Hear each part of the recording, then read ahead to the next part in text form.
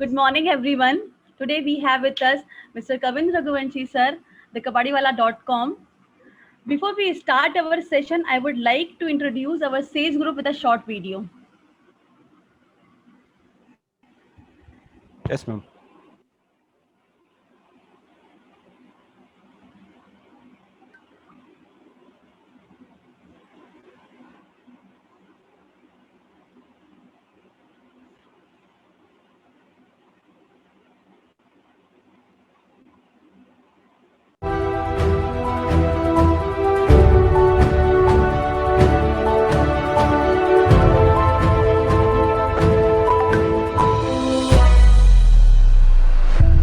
Ma'am Audible है क्या? हाँ हाँ audio okay Yes, sir. Yes, sir. Okay fine sir.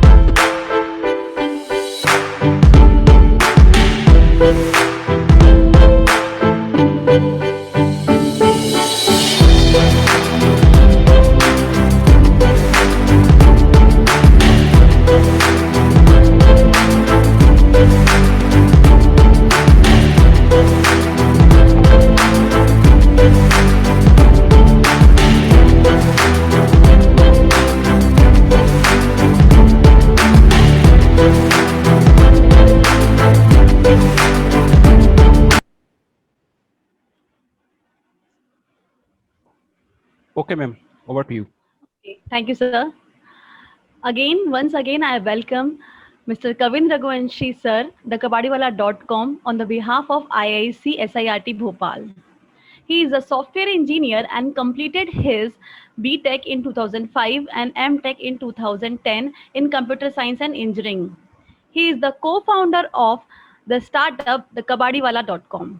The Kabadiwala is a doorstep service that helps people sell their household junk and get paid for it.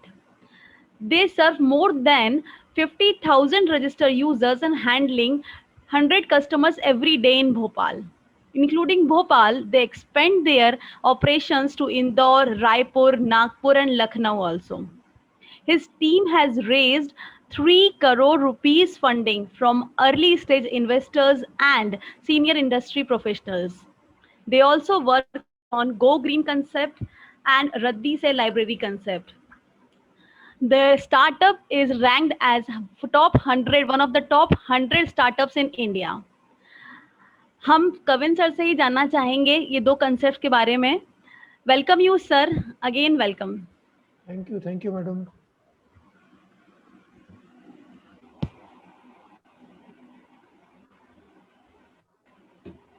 Sir, तो सबसे पहले हम ये जानना चाहेंगे कि ये जो आपका स्टार्टअप है द कबाड़ीवाला.com, इसका जो कंसेप्ट है ये आपको कैसे आया कि मुझे यहाँ इसमें काम करना चाहिए. बहुत सारे लोगों को समझ नहीं आता स्टार्टअप करना है पर करें क्या, कैसे करें, तो आपको ये कंसेप्ट कैसे आया?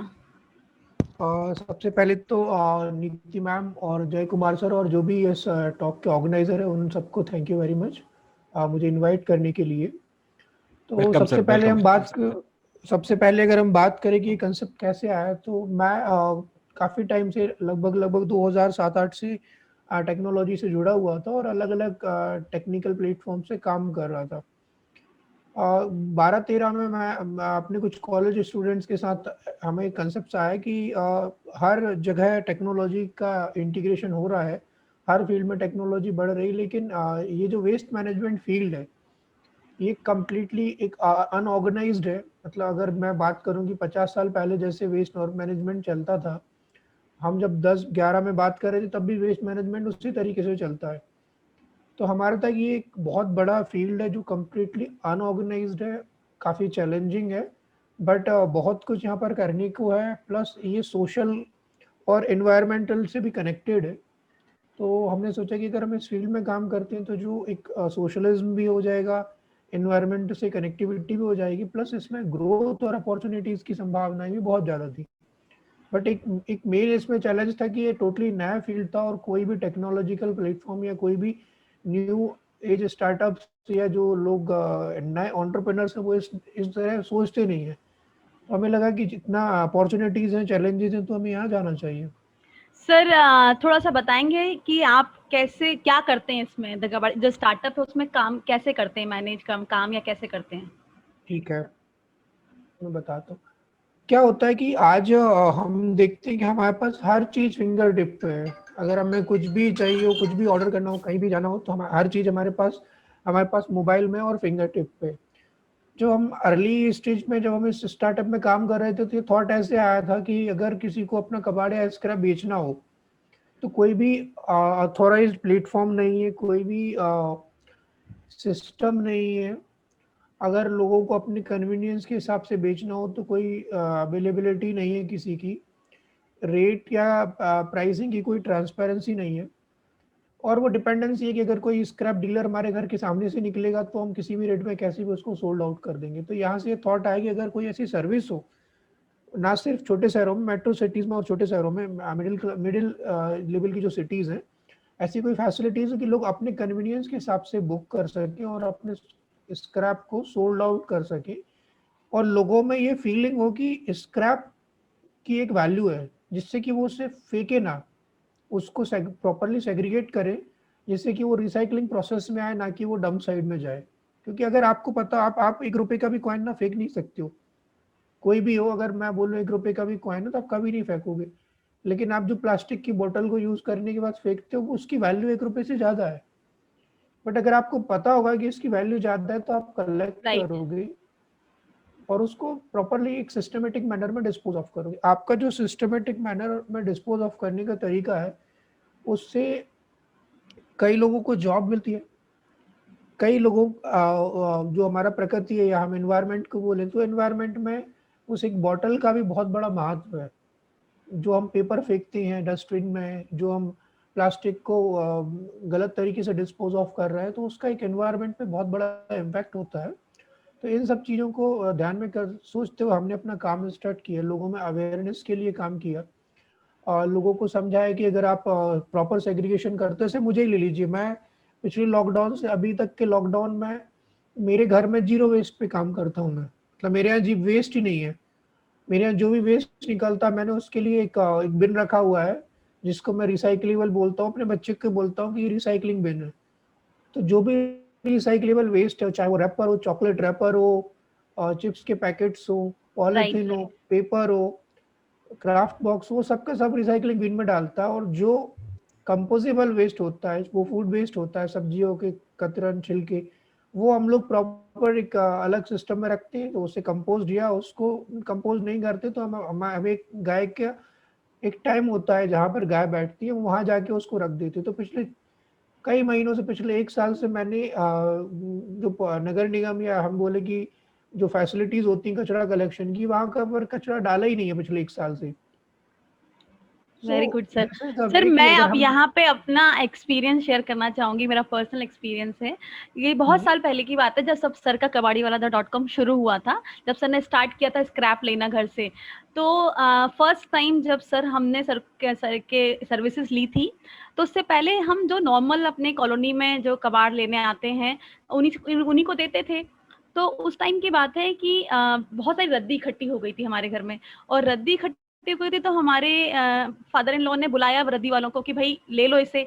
अब वो रद्दी दिख तो ज्यादा रही थी, लेकिन जब जिसको बुलाएं तो वो लगे नहीं ये 13 किलो है, नहीं ये 15 किलो है, ऐसा करके। तो फिर मैंने उनको बोला कि आपन एक बार वो वाली सर्विस लेते हैं, कबाड़ी वाला .com की सर्विसेज लेते हैं। जब इनको बुलाया तो इनके मेंबर्स एक इलेक्ट्रॉनिक मशीन लेके आए जिसमें कोई डिफॉल्ट नहीं था, और इलेक्ट्रॉनिक मशीन में सारी रद्दी उनने करी, है ना, चेक करी। और वो जो कबाड़ी वाले बोल रहे थे कि वो 13 किलो है, 15 किलो है ना, वो निकली 30 kg, 30 किलो निकला। सोचिए कितना डिफरेंस था।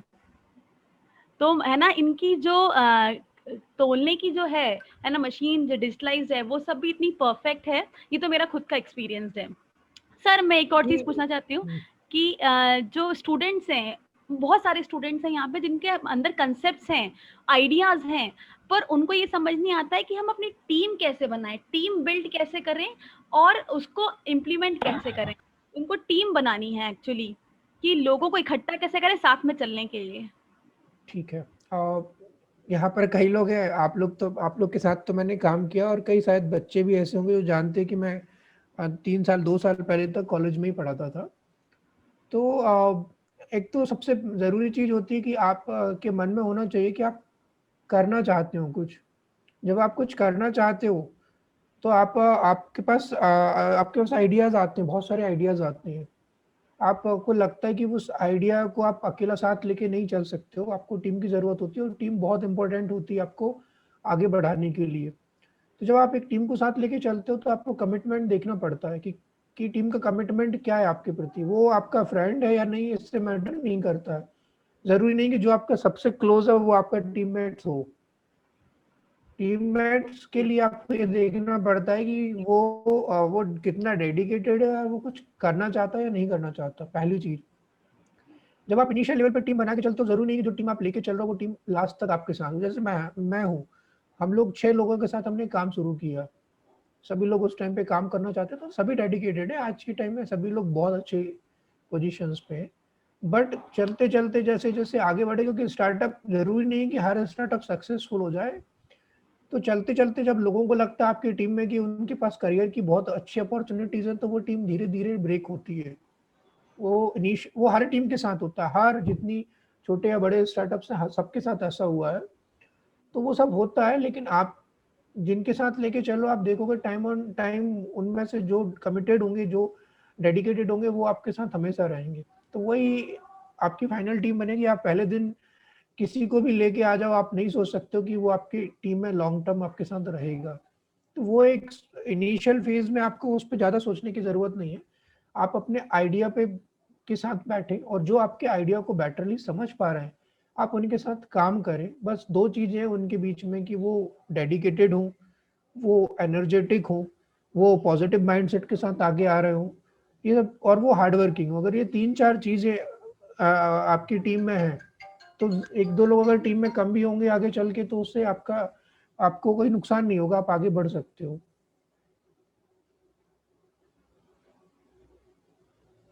नीति मैम आप अनम्यूट करिए, नीति ma'am. Okay okay, sorry sir. Next question मेरा ये था कि जब आपने स्टार्टअप स्टार्ट किया तो स्टार्टिंग में थोड़ी फंडिंग की प्रॉब्लम आती है ना? और जब फंडिंग की प्रॉब्लम आती है तो टीम को बांध के रखना एक थोड़ा सा मुश्किल काम होता है। तो आपने उस टाइम पे टीम को बांध के कैसे रखा? और दूसरा, फंडिंग रेज करने के लिए आपने क्या प्रोसेस अपनाई और उसके में आपको क्या-क्या प्रॉब्लम्स फेस हुई? ठीक है। इनिशियली हम लोग जब हमने अपने कंसेप्ट से काम किया 2013-14 में, तो चूंकि ये पूरा का पूरा बूट स्ट्रैप फंडिंग था, हमारे पास कोई इनिशियल फेज में कोई फंडिंग के लिए कोई था भी नहीं, और ये पूरा का पूरा हमारे थ्रू बूट स्ट्रैप था।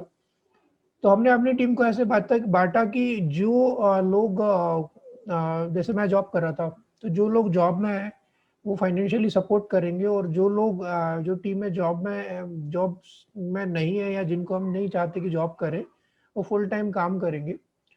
तो एक तो वो प्रोसेस अपनाई कि भाई हम लोग मिलजुल के काम करेंगे, फाइनेंशियल सपोर्ट भी ज़रूरी है, इसलिए मैंने अपने जॉब को फुल टाइम प्लस फिर देन पार्ट टाइम और ज़्यादा काम किया ताकि मैं फाइनेंशियल सपोर्ट दे सकूं। दूसरी चीज़ होती है कि जो कमिटेड होती हैं वो लोग रास्ता निकाल लेती हैं। फंडिंग किसी भी स्टार्टअप के लिए फर्स्ट लेवल पे बूट स्टार्टअप के लिए फंडिंग से ज़्यादा ज़रूरी कमिटेड और कमिटमेंट होता है।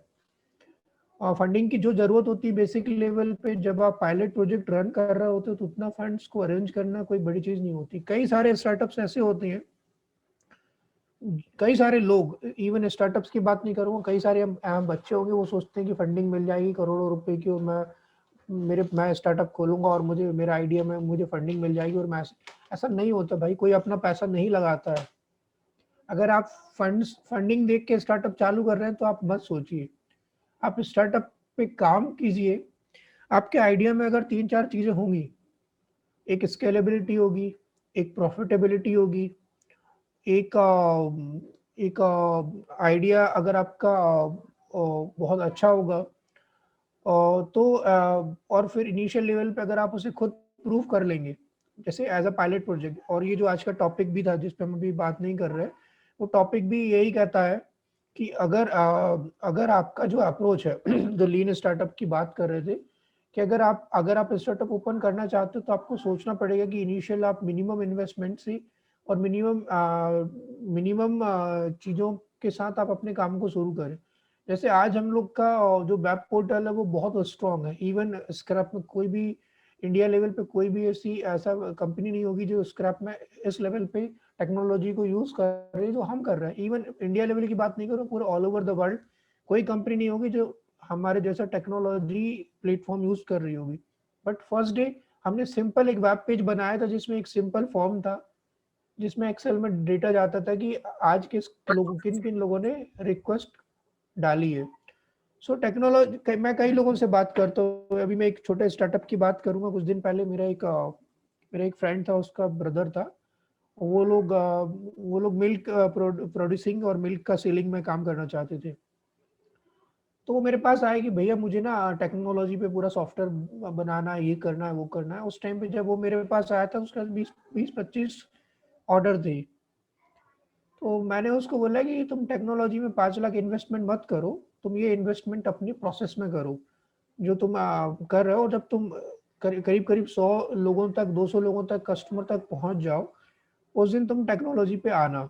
अदरवाइज तुम्हें अभी अभी तुम्हें पता ही नहीं कि तुम्हें टेक्नोलॉजी क्या बिल्ड करनी है, तुम्हें अपने डोमेन का उतना एक्सपीरियंस ही नहीं है, और तुम टेक्नोलॉजी पे काम करने लगोगे तो तुम्हारा जो कोर कंसेप्ट है वो कोर कंसेप्ट पीछे हो जाएगा, टेक्नोलॉजी आगे हो जाएगी, जो कई लोग करते हैं। कई बच्चे होते हैं उनका कंसेप्ट, अगर आपका कंसेप्ट है कि आपको फूड इंडस्ट्री में जाना है और आपका कोर कंसेप्ट कुछ और है, और अगर आप कोर कंसेप्ट से हट के कहीं और दूसरी डायरेक्शंस में मूव कर रहे हो, तो वो नहीं करना है। अगर आप स्टार्टअप करना चाहते हो, आपके पास बेटर आइडिया है, तो आपका 90% जो पूरा का पूरा थॉट है वो उस आइडिया के सक्सेस में होना चाहिए। उसके पायलट को आप सक्सेसफुल बनाओ। फंडिंग के लिए, अगर आपने विदाउट पायलट प्रोजेक्ट रन किए हुए आप केवल आइडिया लेके फंडिंग के लिए जा रहे हो, तो आपका वेस्टेज ऑफ टाइम है। कोई आपके आइडिया को फंड्स नहीं करने वाला है। पहली चीज, फंडिंग आप कब जाओ मैं बताता हूँ। आपने आइडिया को पायलट प्रोजेक्ट रन कीजिए, जो भी इनिशियल फंड्स लग रहे हैं वो आप अपनी टीम और आप आपस में इकट्ठा करके कीजिए। आपके आइडिया को आप बहुत छोटे लेवल पे प्रूव कीजिए। जैसे मैंने बोला कि अगर आप कोई भी स्टार्टअप कर रहे हो, आप मान कीजिए आप 10 कस्टमर को सर्व करोगे, 1000 को नहीं करोगे। 10 कस्टमर को सर्व करने में आपको बहुत फंड्स की जरूरत नहीं है, बट अगर आप 10 कस्टमर को सर्व कर पाओगे तो आप धीरे धीरे ग्रोथ कर सकते हो। शुरू के 2 साल बहुत इंपॉर्टेंट होते हैं। अगर आप करने शुरू के 2 साल में आपके आइडिया को सेल्फ सस्टेनेबल बना लिया, उसके बाद आप किसी के पास भी जाओगे कि भाई मेरा ये आइडिया है, सेल्फ सस्टेनेबल मोड में है, आप मुझे फंड्स दोगे तो मैं इसको स्केल कर पाऊंगा, और मेरी जो प्रॉफिटेबिलिटी अभी ये है वो स्केलेबिलिटी के बाद प्रॉफिटेबिलिटी बढ़ के इतनी हो जाएगी, और आपका जो फंड्स है वो अगले 3 साल में आपका जो रिटर्न ऑफ इन्वेस्टमेंट है वो इतना हो सकता है। जब भी किसी भी इन्वेस्टर को लगता है कि अगर उसका रिटर्न ऑफ इन्वेस्टमेंट बैंक या किसी और दूसरे इन्वेस्टमेंट प्लेटफॉर्म से ज्यादा आप दे रहे हो, देन ही इज इंटरेस्टेड कि चलो आपको फंड्स कर सकते हैं। तो ये एक बेसिक तरीका होता है किसी भी फंड के पास जाने के लिए, किसी भी फंडिंग एजेंसी के पास जाने के लिए। तो सबसे पहला जो मेन कंसेप्ट है कि आप अपने आइडिया पे कॉन्सेंट्रेट करें, उसको पायलट रन करें अगले 1 साल तक, उसको प्रॉफिटेबिलिटी मोड में लेके आए। जब आपको लगे कि अब इसको स्केल करना है और स्केल के लिए फंड्स की ज़रूरत है, तब आप अगर अप्रोच करेंगे तो ज़्यादा बेटर होगा। हम लोग के साथ भी यही हुआ। पहले साल हम लोगों ने अपने काम पे ध्यान दिया, काम ठीक हुआ।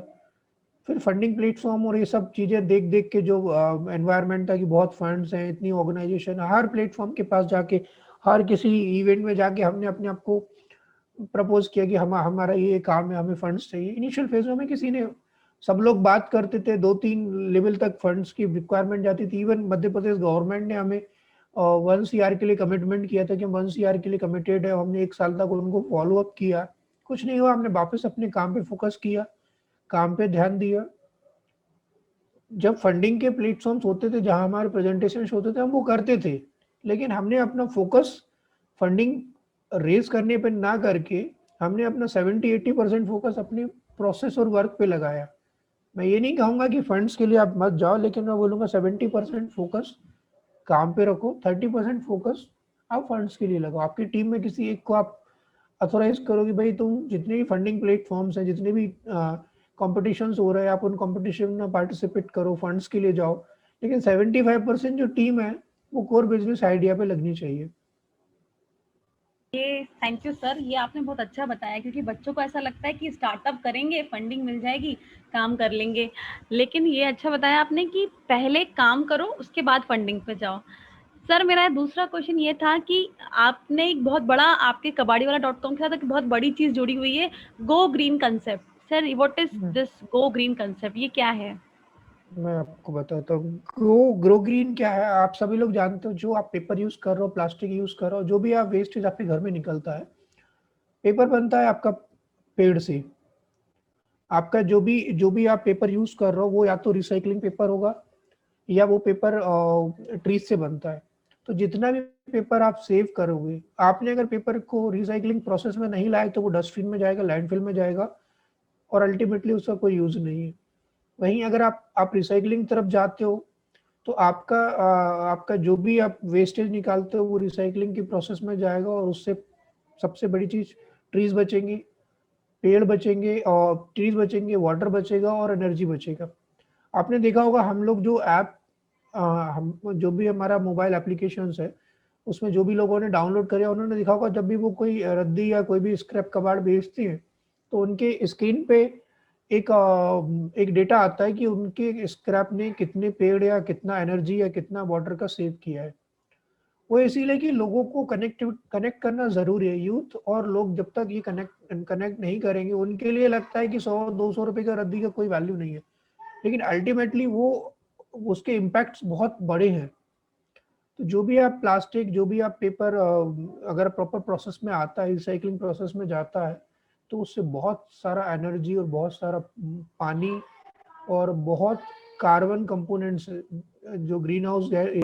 आत्मनिर्भर भारत के लिए, लेकिन इतना आसान नहीं है, क्योंकि फैमिली कई बार सोचती है कि नहीं यार क्या तुम टाइम पास कर रहे हो, मतलब और अभी कुछ जॉब की तरफ पढ़ो, गवर्नमेंट एग्जाम की तैयारी करो। तो मतलब थोड़ा सा ऐसा कुछ मोटिवेशन जिससे कि मतलब सर पार्टिसिपेंट्स क्या को। होता है ना, वो चीज़ सही है कि आप इनिशियल लेवल पे फोकस्ड होना ज़रूरी है, क्योंकि क्या होता है ना, बहुत सारे लोग मेरे पास भी करीब करीब डेली मेरे मेल बॉक्स में कम से कम 10 ऐसे मेल आते हैं, और 10 में जो काम को करना चाहते हैं। सो लोग, क्या होता है कि आज के टाइम में स्टार्टअप एंटरप्रेन्योर इस वर्क से इतने ज़्यादा मोटिवेटेड हैं कि उनको लगता है ये कर दें। सबसे पहले आपको अपनी स्ट्रेंथ समझनी पड़ेगी कि आपको जॉब करना है या स्टार्टअप साइड जाना है। अगर आप जॉब करना है, मैं पहले ही बोलता था, जब मैं टीचिंग में था तभी बच्चों को बोलता था कि इवन आपको डिसाइड करना पड़ेगा कि आप गेट करना चाहते हो या आप कैट करना चाहते हो, या आपको गवर्नमेंट में जाना है या आपको आईटी इंडस्ट्री में जाना है। अगर आप पहले ही से डिसाइड कर लोगे तो आपको आपको डिसीजन लेना बहुत आसान हो जाता है लॉन्ग टर्म के लिए। दूसरा होता है कि जो भी बच्चे स्टार्टअप में जाना चाहते हैं, उनको ये समझना पड़ेगा कि ये सबसे करियर को ग्रोथ देने की सबसे मुश्किल रास्ता उन्होंने चूज किया है। तो सबसे पहले जो लोग मुश्किल रास्ता चूज करते हैं, वो ऑटोमेटिकली ये डिसाइड हो जाता है कि वो लोग काफी ब्रेव हैं और वो लोग अपने लाइफ में कुछ अलग करना चाहते हैं। पहले ऐसा होता था कि पहले आज के हम लोग के टाइम पे 5-10 साल पहले कि जो लोग इंजीनियरिंग करते थे, तो वो लोग अगर वो लोग अच्छी कंपनीज में जॉब लगता था, जो कोर और जो क्रीम होता था उनका अच्छी कंपनी में जॉब लगता था, बड़ी कंपनी में पैकेजेस से हम सिलेक्ट करते थे। आज के टाइम पे ऐसा हो गया है कि जो कोर और जो क्रीम है ना, वो जॉब ही नहीं करता है। वो कहता है मुझे जॉब ही नहीं। आप कितनी किसी भी बड़े आईआईटी से कहीं भी जाओगे, राइट तो सर, बिल्कुल राइट। वो जॉब की तरफ नहीं जाते, वो स्टार्टअप की तरफ जाते हैं। ठीक है। तो पहले तो वो आप या मैं डिसाइड नहीं कर सकता हूँ सर। वो बिलीव सेल्फ बिलीव जरूरी है, क्योंकि कोई भी चीज ना, मैंने तो आप लोग के साथ काम किया है ना। मैं मुझ में और बाकी लोगों में फर्क यही है कि मैंने अपने बिलीव को कभी मरने नहीं दिया। मेरे साथ लाइबिलिटीज भी थी, मेरे साथ मैं जॉब में भी था, मैं अच्छी पोजीशन पे भी था जॉब में। ठीक है। और जब मैंने स्क्रैप में कबाड़ी वाला में काम शुरू किया, तो मैं आपको एक सिंपल सा एक फाइनेंशियल टर्म्स दूंगा कि मेरा मंथली इनकम 1 लाख रुपए था तब। और जिस दिन मैंने क्योंकि मैं कॉलेज में भी पढ़ा रहा था, सबको पता है कि मैं पार्ट टाइम सॉफ्टवेयर इंडस्ट्री में भी काम कर रहा था, प्लस मैं अपने कुछ प्रोजेक्ट्स जो बाहर से होते थे उन पे भी काम करता था। तो मेरे लिए 1 लाख रुपए आज के 5-6 साल पहले 1 लाख रुपए पर मंथ का इनकम था। ठीक है। और वो कोई टेंशन ना लेके आराम से इजीली था। बट मुझे लगा कि यार मुझे कुछ करना है, ये तो मैं कभी भी कर लूंगा, या मेरा ये गोल नहीं था। तो जब मैंने स्विच किया तो वो 1 लाख से सीधा सीधा 50,000 हो गया। केवल कॉलेज की सैलरी मिलती थी, और उस सैलरी से ही मुझे 80% फंड्स अपनी स्टार्टअप को देना पड़ रहा था। तो मैं बोलूंगा सीधा सीधा 1 लाख प्लस से मैं 1 लाख माइनस पे आ गया। लेकिन गोल कुछ और था। विजन, लॉन्ग टर्म विजन के कारण, लॉन्ग टर्म विजन को साथ लेके काम शुरू किया था। पार्ट टाइम विजन लेके हम नहीं चल सकते। अगर आपको लगता है कि आपको जॉब ही करना है, तो आप जॉब के लिए प्रिपेयर्ड हो। जब आप 2 साल जॉब कर ले, ऐसा नहीं है कि आप जॉब करोगे तो आप स्टार्टअप नहीं कर सकते हो। आप जॉब करो, फैमिली की नीड है तो आप जॉब की तरफ जाओ। आप कुछ ऐसा आइडिया, ऐसा स्टार्टअप चूज करो जो आप धीरे धीरे धीरे धीरे ग्रो कर सको, और जब लगे कि वो आइडिया स्ट्रांग हो गया है फाइनेंशियली, वो आइडिया इस स्टेज में आ गया है कि आप जॉब क्विट कर सकते हो, तो उस टाइम पे करो। जरूरी नहीं है कि आपकी फैमिली की नीड अलग है, आपकी नीड अलग है। ठीक है। और फिर भी आप आइडिया के पीछे भागो। आइडिया थोड़ा 2 साल बाद आप धीरे धीरे आप काम करो। और दूसरी चीज है कि जो कॉलेज स्टूडेंट है, वो तो 3rd ईयर से स्टार्ट कर सकती हैं। अगर उनको स्टार्टअप में ही जाना है तो वो 3rd ईयर से स्टार्ट करें, 3rd ईयर करें, फाइनल ईयर करें। आज के स्टेज में जो इनकी एज ग्रुप है, उस एज ग्रुप में अगर ये लोग फाइनल ईयर में करने के बाद ही अगर किसी ठीक ठाक स्टेज में पहुंचते हैं, तो घर वाले भी 1 साल 2 साल का टाइम देने तैयार है। लेकिन आप स्टार्ट ही 1 साल आपने बी खत्म किया, फिर 1 साल वेट किया, सब जगह हाथ पैर मार लिए, फिर आपने बोला अब मैं स्टार्टअप करूंगा, फिर आपने 1 साल स्टार्टअप किया, तो घर वालों का प्रेशर ऑब्वियसली, उनको आपकी टेंशन है, चिंता है, उनका प्रेशर गलत नहीं है, नाजायज नहीं है। उनको लगता है कि यार जी। टाइम किल हो रहा है, खत्म हो रहा है धीरे धीरे। तो तो ये अगर आप कॉलेज टाइम पे ही कंसेप्ट लाना चाहिए, अगर बच्चों, अगर हाँ 30 ईयर ऑनवर्ड्स।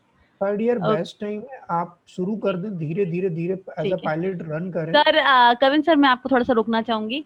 एक्चुअली ये मीटिंग खत्म होने में सिर्फ 1 मिनट बचा है सर और बीच प्लीज अभी एंड बहुत सारी इंटरेस्टिंग है ना टॉपिक्स पे बात करनी है हमें कविन सर से।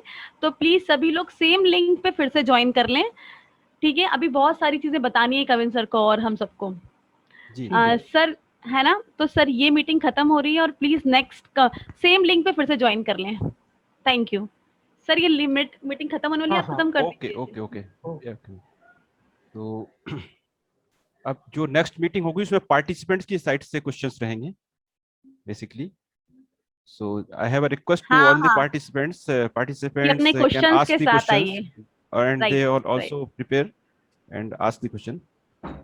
So सर एक चीज मेरी रह गई थी पूछने के लिए, फिर हम स्टूडेंट के क्वेश्चंस लेंगे। सर आप कुछ सोशल सोसाइटी के लिए कुछ कर रहे हैं, कुछ कंट्रीब्यूशन है रद्दी से लाइब्रेरी। सर ये क्या कंसेप्ट है आपके कबाड़ी वाला में? रद्दी से लाइब्रेरी क्या है कि जब हम स्क्रैप कलेक्ट करते हैं लोगों के घर से, तो ऐसी बहुत सारी बुक्स होती हैं जो काफ़ी अच्छी कंडीशंस में होती हैं, और जो कई बच्चों के लिए जो कई ऐसे लोग होते हैं, बच्चे होते हैं, कई परिवार होते हैं जिनको नई बुक खरीदना आसान नहीं होता है, या वो बेसिक बुक्स खरीद सकते हैं तो उनको कोई रेफरेंस बुक नहीं मिलती है। तो हमारा कंसेप्ट है कि हम ऐसी जितनी बुक्स होती हैं जो अच्छी स्थिति में होती हैं और वैल्यूएबल होती हैं, उन बुक को कलेक्ट करते हैं और कुछ लाइब्रेरीज ऐसे प्लेटफॉर्म को जो सोशली काम कर रहे हैं उनको डोनेट करते हैं, सो दैट कि उनकी वो वेस्टेज में ना जाके रिसाइकलिंग प्रोसेस में उनको जाने की ज़रूरत नहीं है, क्योंकि वो रीयूज़ हो सकती हैं। तो वेस्टेज में ना भेज के उनको प्रॉपर्ली सेग्रीगेट करके, और ऐसे एनजीओ या ऐसे लोगों को जो ये काम करते हैं गरीब लोगों को बुक्स ऐसा पहुंचाने का, तो उनको हम डोनेट करते हैं, सो दैट कि वो उनका प्रॉपर उनको उनको उनकी वैल्यूज़ बढ़ जाए और वो सोशल काम में काम आ सके, सोशल यूज़ में। Okay sir, thank you. अब हम स्टूडेंट से पूछना चाहेंगे, अगर किसी स्टूडेंट को कोई क्वेश्चन करना हो तो Yes, ma'am. Unmute This is करके कर Saurabh. सकते हैं। सौरभ, हाँ सौरभ पूछिए। Yes, sir. My question for you is कि सर और भी फील्ड्स थी मतलब जिनमें आप इन्वेस्ट कर सकते थे, बट क्या हुआ ऐसा जो आपने गार्बेज पे ही इन्वेस्ट करना चाहा? हाँ, ऐसे ऐसे कई सारे आइडिया, ऐसे ये कई सारे कंसेप्ट आते हैं हमारे पास, हम जिनमें काम कर सकते हैं। बट हमें जब हम इस काम को कर रहे थे तो हमें लगा कि यहाँ ज़्यादा अपॉर्चुनिटीज़ हैं, सोशली कनेक्ट कर सकते हैं, और इस फील्ड में चैलेंजेस तो बहुत थे, लेकिन कंपटीशन उतना नहीं था। आज आज आप लोगों में से 40-50 बच्चों का बैच हो तो शायद रेयरली एक आध ही बच्चा सोचेगा कि उसको वेस्ट मैनेजमेंट में जाना है। सब सोचेगा उसको टेक्नोलॉजी साइड जाना है, सर उसको एक्चुअली राइट ये सर। क्वेश्चन पूछने का रीजन यही था बिकॉज जब मतलब स्कूल लाइफ थी तो हमारे पास भी एक ऐसा दोस्त था, मृत्युंजय नाम था उसका। सब अलग सोचते थे, वो एकदम हटके सोचता था कि उसको अपना कुछ स्टार्टअप करना है। उसने मतलब जैसे आपने गार्बेज को चूज किया था, उसने फार्मिंग को चूज किया था, और उसी के चलते उसने आज मतलब इतना कर लिया कि हमारा जो स्कूल है उस पे रूफटॉप फार्मिंग उसी ने स्टार्ट करवाई है। उसी स्कूल से निकल के उसी स्कूल में रूफटॉप फार्मिंग उसने स्टार्ट कराई, और हम लोग सब उसके साथ हैं, तो काफी अच्छा लगता है इस चीज पे। नहीं, अच्छा अच्छा है, क्योंकि दूसरा रीज़न मेरा ये भी था कि मुझे सोशली कनेक्ट करना था, तो मुझे दोनों ही साइड जाना था। जो फार्मिंग का आपने बात किया, अल्टीमेटली मेरा भी गोल फार्मिंग में काम करने का है और पहले भी था। तो कहीं न कहीं दोनों चीज़ें कनेक्ट थी कि जो ग्रास रूट लेवल के जो स्टार्टअप्स हैं काम है, वो वहीं काम करना था। इसीलिए ये फील्ड, इसको ज़्यादा मतलब दूसरे स्टार्टअप की जगह इसको ज़्यादा प्रेफ़रेंस दिया मैंने। और किसी का कोई क्वेश्चन है, पूछना चाहते हैं स्टूडेंट्स में से या फैकल्टीज में से भी? शुभम हेलो। कुमार, हाँ शुभम बोलो। Yes ma'am. सर तो मेरा एक ये क्वेश्चन था कि सर जैसे कोई स्टार्टअप करना हो या कोई कंपनी, जैसे हम लोग को छोटा सा कंपनी स्टैब्लिश करना हो, तो जॉब करना पहले मतलब जरूरी है। जैसे कि अगर हमें उस फील्ड का नॉलेज नहीं होगा तो फिर अगर हम कोई भी स्टार्टअप करते हैं या किसी को अपने अंडर काम करवाते हैं तो हमें उस फील्ड की जानकारी होनी चाहिए। तो इसके लिए जॉब करना जरूरी है या नहीं सर? देखो बेटा, जब जब आप कोई स्टार्टअप कैसे शुरू होता है? स्टार्टअप कुछ नहीं होता, ये केवल एक वर्ड है। एक अगर हम इसको बिल्कुल नॉन टेक्निकल भाषा में बोले तो आप चाहते हो कि आप अपना फ्यूचर में आप जॉब ना करके अपने जो फाइनेंशियली आप अपने आप को स्ट्रॉन्ग किसी दूसरे चीज में करना चाहते हो। वो कोई भी आइडिया हो सकता है, वो सब्जी बेचने का हो सकता है, वो कोई फूड इंडस्ट्री का हो सकता है, वो कोई ऑर्डरिंग का हो सकता है, वो कोई भी प्लेटफॉर्म हो सकता है। तो उसके लिए डोमेन नॉलेज होना बहुत ज़रूरी है। ऐसा नहीं कि मैं तो साहब मैं एस्ट्रोनॉट बनूंगा या मैं खुद का स्पेस शिप लेके आऊंगा और मुझे कुछ आइडिया नहीं है, बस मैंने सोच लिया कि मुझे ये करना है।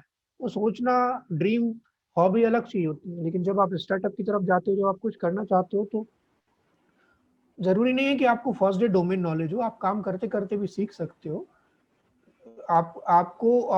लेकिन आपको सीखना पड़ेगा। आपको काम करते करते सीखो, या आप उस इंडस्ट्री में, जैसे आपको रेस्टोरेंट खोलना चाहते हो और आपको बिल्कुल भी आइडिया नहीं है, तो दो तरीके होते हैं। एक तो आप रेस्टोरेंट खोल के गलती करो और फिर सीखो, या दूसरा तरीका होता है कि आप किसी अच्छे रेस्टोरेंट में जाएं, वहाँ कुछ दिन अपनी सर्विस दें और कुछ बेसिक चीजें सीखें, फिर अपना रेस्टोरेंट डालें। तो दोनों चीजों में दोनों चीजों से क्या फर्क होगा ये करने से? फर्स्ट में आप अपनी गलतियों से सीखोगे, आपका पैसा और समय थोड़ा बर्बाद होगा। दूसरी प्रोसेस में आप सीख के आके अपना काम स्टार्ट करोगे तो आपका समय और पैसा उतना बर्बाद नहीं होगा। जॉब का मैं दूसरा मेरा जो क्वेश्चन है कि मैं बोलता हूँ कि जॉब करना, मैं बोलता हूँ आपके ऊपर डिपेंड है और आपकी फैमिली और आपकी फाइनेंशियल कैपेबिलिटी के ऊपर डिपेंड है कि आप अभी से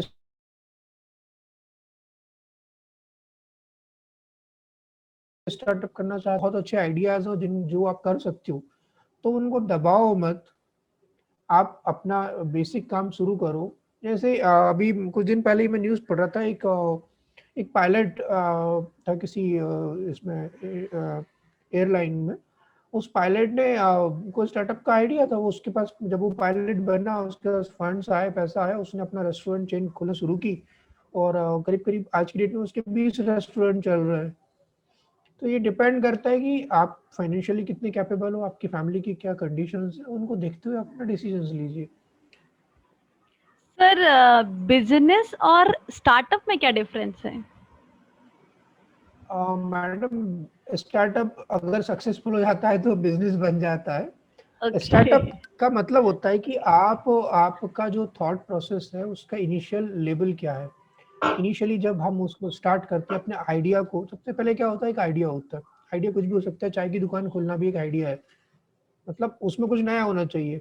चाय की दुकान आप खोल रहे हो, आपने एक दुकान देखी, आपने चाय की दुकान खोल दी, उसमें से इनकम शुरू हो गई, तो वो आपका एक बिजनेस है। कोई आपसे पूछेगा आप क्या करोगे, क्या करते हो, तो आप बोलोगे मेरा एक टी शॉप है, मेरा वो उसका बिजनेस है। ठीक है, सेम चीज स्टार्टअप है। आपसे कोई बोला स्टार्ट, आपने बोला मेरे को एक आइडिया है कि मैं 10 चाय की तरफ 10 तरह, उसी चीज को, उसी बिजनेस को आपने बोला मेरा एक आइडिया था कि मैं 10 तरह की चाय बनाऊंगा, उसमें उसको अलग तरह से कुल्हड़ में दूंगा या इसमें दूंगा। तो वो एक तरीके से आपने उसी उसी बिजनेस या उसी आइडिया को आपने थोड़ा रीडिफाइन कर दिया, रीमॉडिफाई कर दिया, और कुछ नहीं होता है। उस प्रोसेस को आपने थोड़ा अपने हिसाब से चेंज किया। Okay. स्टार्टअप जनरली हम ये बोलते हैं कि वो इनिशियल लेवल का कंसेप्ट होता है। अगर आपका इनिशियल लेवल का कंसेप्ट अच्छा है, उसमें उसकी वैल्यू अच्छी है, उसमें दम है, और अगर आपकी टीम और आप डेडिकेशन और कमिटमेंट के साथ कर सकते हो, तो स्टार्टअप धीरे धीरे आपका सक्सेसफुल स्टार्टअप और सक्सेसफुल बिजनेस बन सकता है। जैसे Thank you, पेटीएम है, sir. पेटीएम को सब लोगों ने देखा है, लेकिन पेटीएम के बारे में अगर कोई पढ़े कि पेटीएम कैसे स्टार्ट हुआ, पेटीएम में कैसे काम हुआ, पेटीएम 8 लाख रुपए के लोन से स्टार्ट होके आज 2 लाख करोड़ की कंपनी बन गई है पेटीएम। तो वो जब स्टार्ट हुआ था तब वो स्टार्टअप था। आज पेटीएम बहुत बड़ी कंपनीज है, कई कई सारी बिजनेस और कई सारी कंपनीज। ऐसी कितनी कंपनीज मेरे ख्याल से इंडिया में होंगी जिनका 2 लाख करोड़ का वैल्यूएशन होगा, बहुत कम होंगी। और पेटीएम को खुले मुश्किल से 10 साल हुए होंगे, 10 साल में वो 8 लाख से 2 लाख करोड़ के वैल्यूएशन पे पहुंच गया। तो Right. कितने ऐसे कंपनीज और ऐसे बड़ी बड़ी कंपनीज होंगी जो जिनका वैल्यूएशन 2 लाख करोड़ होगा। सर, हमारे साथ 2 लोग और ऐड हुए हैं, doctor Dinesh Kohli sir, IIC head, and doctor Dilip जिज्ञासी sir. Welcome you both sir. Thank you very much ma'am. Sir Naveen sir Kohli, thank you फिर से आने के लिए, हमेशा आपको सुनना अच्छा लगता है। हाँ, कमीज सर हमारे sir Thank you, IIC thank you. Team में भी है, आईआईसी में भी है कमीज सर ऑलरेडी। जी जी। आप लोग का प्यार है सर सब।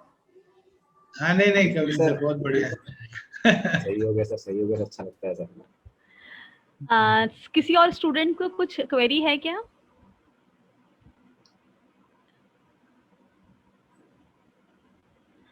सर आप लोग भी कोई क्वेश्चन है कोहली सर या फिर नहीं मैं जैसे तो सर कविन सर की मैं तो कविन सर के लास्ट वाले स्टेटमेंट पे मैंने अप्रिशिएट किया कि जब उन्होंने बोला कि स्टार्टिंग में सब स्टार्टअप होते हैं, जब सक्सेसफुल हो जाएं तो बिजनेस हो जाते हैं। तो दैट इज बहुत ही अप्रोप्रिएट आंसर था जो भी क्वेश्चन था उसका, कि बिजनेस नहीं, तभी है बहुत जब सही। सक्सेसफुल है ना। तो मैंने तो वहीं से मैं थोड़ा लेट ज्वाइन किया मैंने, क्योंकि लेक्चर चल रहा था, पर मैंने जैसे ही फिर देखा मैंने लेक्चर होने का ज्वाइन किया। और नहीं, कविन सर कविन को सर सुनना को हमेशा सुनना, अच्छा और लगता है। वाकई में सर का स्टार्टअप और आइडिया बहुत अच्छा है। द कबाड़ी हाँ, वाला नहीं, मैंने भी कई बार किया, वो बहुत सही रेट्स भी मिलते हैं, और अपन जो टेंशन नहीं है, हर किसी को अपने दरवाजे पे बुलाना नहीं है। अच्छे लोग आते हैं, वो अच्छे से आपका मेजरमेंट करके आपको प्राइस वैल्यू देके जाते हैं। बहुत अच्छा concept, really useful. Thank you, जी ma'am. Thank you. सर्वेश बहुत सर, अच्छा लगा बहुत टाइम बाद देख के। कविन सर जितना अच्छा कंसेप्ट है उतने ही ज्यादा मोटिवेटर भी हैं, बहुत अच्छे मोटिवेटर हैं। हमारे स्टूडेंट्स को इतना मोटिवेट किया है इनने, और बहुत हमारे ही स्टूडेंट्स ने, बहुत सारे लोगों ने अपना खुद का स्टार्टअप भी स्टार्ट किया है इनके मोटिवेशन में। बिल्कुल बिल्कुल। Now I request Jain sir, so please give vote of thanks. Question है तो then you can ask, because Kavin sir अपने ही हैं और अपन कविन सर का टाइम पूरा यूटिलाइज कर सकते हैं, कोई दिक्कत नहीं। सर एक स्टूडेंट है अनुराग, अनुराग कुछ हाँ। पूछना चाहता है। Good morning sir and all respected teachers. Sir मेरा ये क्वेश्चन था कि हम जब स्टार्टअप करने के लिए आइडियाज है तो हम दोस्तों को बताते हैं तो वो ना कर देते हैं, मतलब नकारात्मक बना देते हैं हमें, तो हम उस पे आइडिया पे सोचना बंद कर देते हैं। पर फिर से हमें आइडिया आता है और उन दोस्तों से फिर दूर हो जाते हैं और किसी और दोस्त के पास जाते हैं तो वो भी मना कर देता है, क्योंकि सबको या जॉब में जाना रहता है या फिर किसी और चीज में जाना रहता है तो वो हमें मना कर देते हैं। तो हम क्या करें जिससे हम मोटिवेट होते रहते हैं खुद से? देखो यार क्या होता हमारी है ना, अनुराग, सबसे पहली चीज होती है कि आइडिया अगर हमारा है ना, तो सबसे पहला बिलीव हमें ही लेना पड़ता है। सबसे पहला स्टेप हमारे अंदर बिलीव होना जरूरी है, किसी और के अंदर बिलीव होना जरूरी नहीं है। अगर आपका आइडिया है तो आप अपने लेवल, अपने अंदर बिलीव लेके आओ, उसको एग्जीक्यूट करना स्टार्ट करो। फिर जितने भी प्लेटफॉर्म में जो भी लोग जा रहे हैं, आपके अपने टीचर से आप डिस्कस करो, आप दूसरे भी जो लोग आइडिया कर रहे हैं, जैसे जो इंक्यूबेशन सेंटर्स हैं जिनको थोड़ा जानकारी है, आप उन प्लेटफॉर्म्स पे अपने आइडिया को लेके जाओ। उससे आइडिया आपका आइडिया करेक्ट हो सकता है। आपके आइडिया में अगर कोई छोटे मोटे चेंजेस होना होगा या आपकी प्रोसेस में कोई सुधार होना वो होगा, लेकिन अगर अगर आप किसी से डिस्कशन कर रहे हो और उसने बोल दिया कि नहीं चलेगा, तो ऐसे ऐसे नहीं होता है, क्योंकि उसके थॉट अलग हो सकते हैं। आप अपना बिलीव लेके आओ, आप अपने आइडिया को बेसिक से लेवल से थोड़ा सा मैच्योर करो।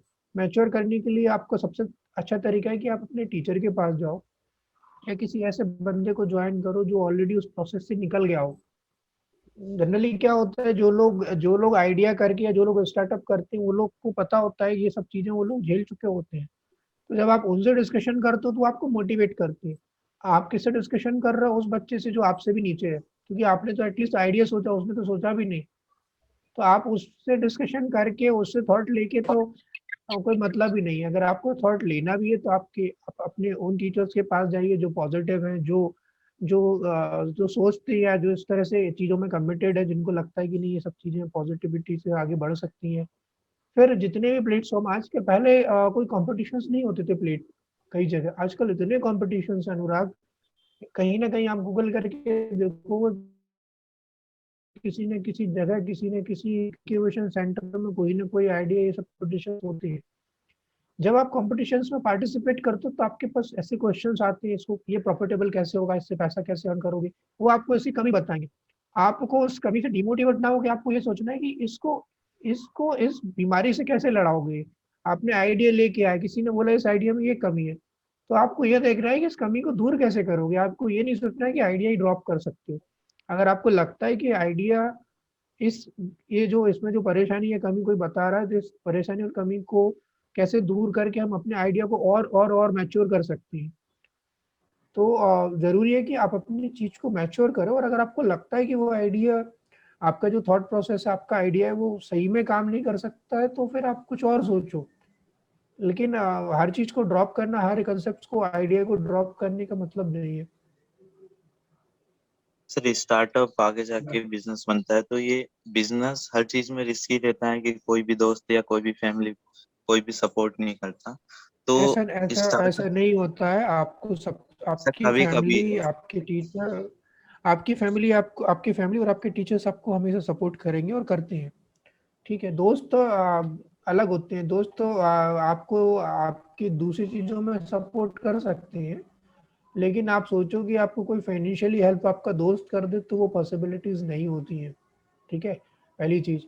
दूसरी चीज़ है, हम 4 घर में, दोस्त तो बहुत दूर की चीज़ होती है। घर में 4 मेंबर होते हैं, चारों के थॉट्स बहुत अलग-अलग होते हैं। मैं बस यही कहना चाहूँगा कि आप अपने जो भी आपका आइडिया है, आप उस आइडिया पे काम करना शुरू करो, बहुत छोटे लेवल पे। ठीक है? आप अपने कांसेप्ट्स पे काम करो, उस कांसेप्ट्स को मैच्योर करना ज़रूरी है। मैच्योर करने का सही तरीका होता है, आप डिस्कशंस प्लेटफ़ॉर्म पे उसको लेके जाओ। ठीक है? कई लोग मिलेंगे उन प्लेटफ़ॉर्म को जो आपके आइडिया को नकारेंगे, जो आपकी बात को नहीं मिलेंगे, लेकिन हमें अपने काम को आगे बढ़ाते रहना है। ठीक है? आपको 10 लोग अगर नेगेटिव मिलेंगे, तो 5 पॉज़िटिव भी मिलेंगे। तो नेगेटिव लोगों से ये सोचो कि वो जो कह रहे हैं, क्या वो सच में आइडिया में कमी है, तो हम उसको पूरा कैसे करें? और पॉजिटिव लोगों से, पॉजिटिव लोग भी आपके कई बार पॉजिटिव लोग भी ये बोलते हैं कि इस आइडिया में ये कमी है, लेकिन इसको ऐसे ठीक कर सकते हो बेटा, आपका आइडिया अच्छा है, लेकिन देखो इसमें ऐसे ऐसे ऐसे इसमें सुधार कर लो।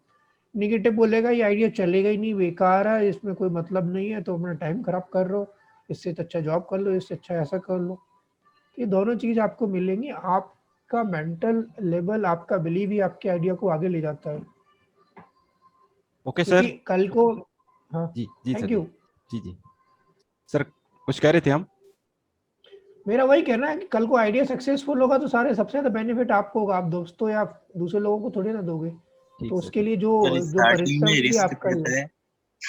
क्या रिस्क सर रहता है बेटा, ये स्टार्टिंग बताओ। सर एज अ स्टूडेंट हाँ, लेवल पे 3rd ईयर में तुम काम कर, 3rd ईयर में हो अभी आप।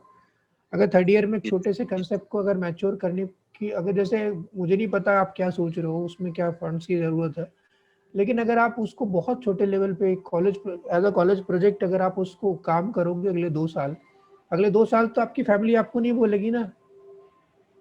No sir. ठीक है, 2 साल के बाद अगर आप उसको किसी अच्छे लेवल पर तक ले जाते हो, तब आप फैमिली से बात करो कि मुझे 1 साल का टाइम चाहिए, मैं इस पे काम करना चाहता हूँ, तो भी आपको टाइम मिलेगा। भाई राइट सर, राइट। हम लोगों ने डायरेक्ट कंपनी एस्टेब्लिश करके 50 लोगों को काम पर थोड़ी लगाया। मैं एक एग्जांपल देता हूँ। हमारा एक कॉम्पिटिटर था पॉम करके, वो मुंबई में काम करते थे, वो यूएस रिटर्न था बंदा। उसने आगे देखा वेस्ट मैनेजमेंट ये सब उसने किया।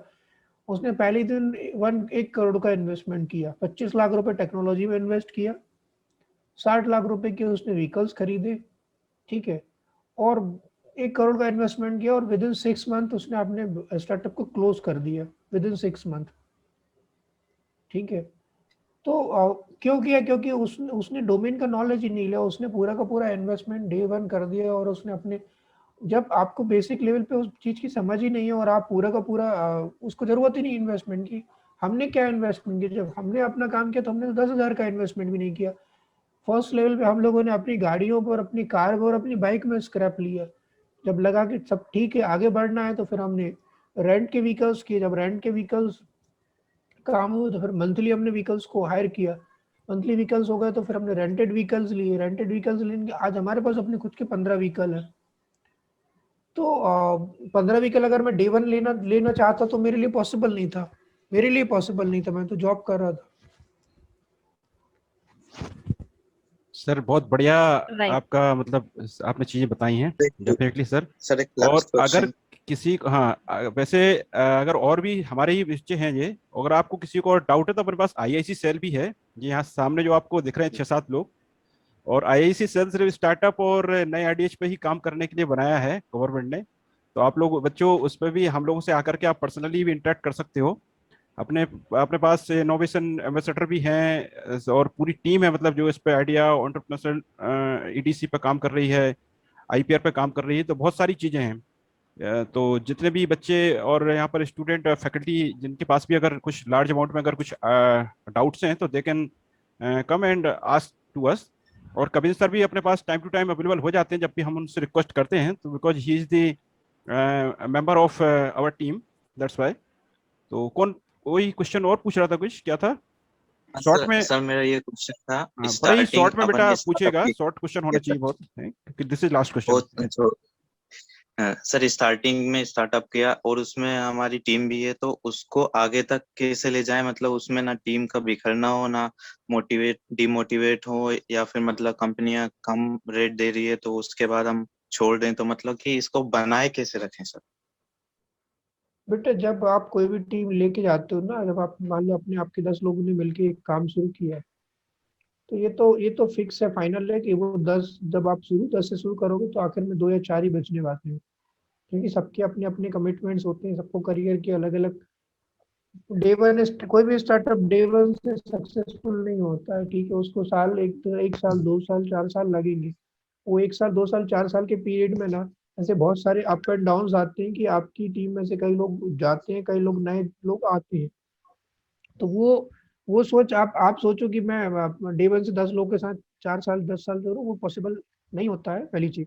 दूसरी चीज ये होती है कि जब आप इनिशियल फेज में काम कर रहे होते हो ना, तो आप ये मत सोचो कि क्या है क्या नहीं, आप अपने कॉन्सेप्ट पे फोकस करो और उसके सक्सेस में काम करो ना। कौन आएगा कौन जाएगा, क्या कंपटीशन है, वो सब भूल जाओ। आपको 2 साल का अगर 1 साल का अगर आपको पायलट प्रोजेक्ट रन करना है, तो ये सब चीजें आपको सोचने की जरूरत नहीं है।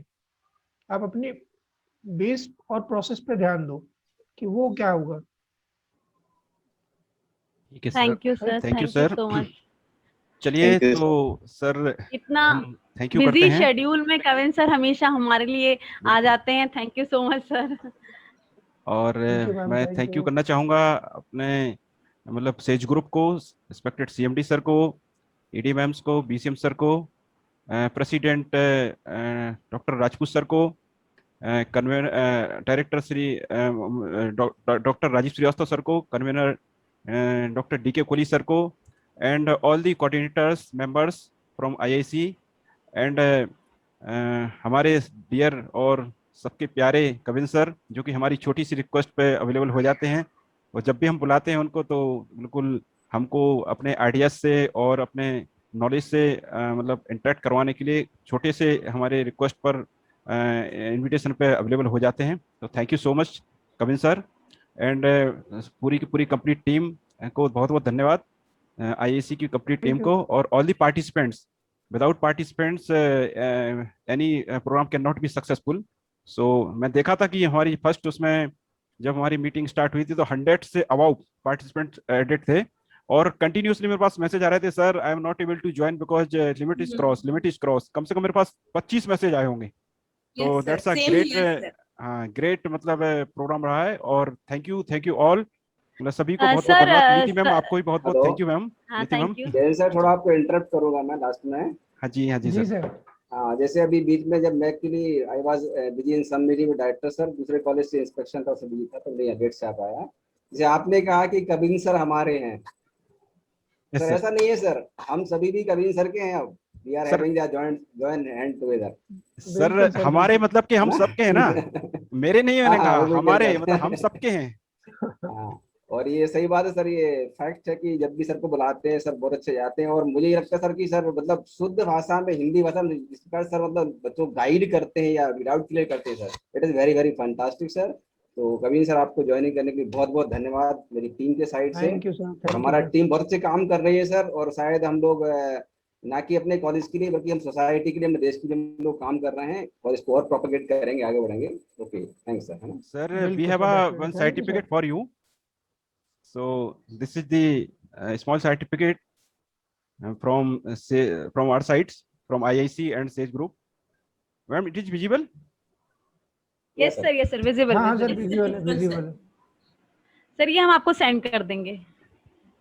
बिल्कुल बिल्कुल ma'am, thank you. Thank you so much, sir. Okay, sir. Thank you, all of you. Now we can Thank you, sir. Thank you close very the much. meeting, sir. Kodi, sir. Yes, sir. Yes, sir. And Okay. thanks for organizing such a wonderful session, sir. Thanks to you also, sir, including our team. Thank you, and all sir. the Thank you students. so Thank much. you, sir. Thank you, sir. Yes, sir.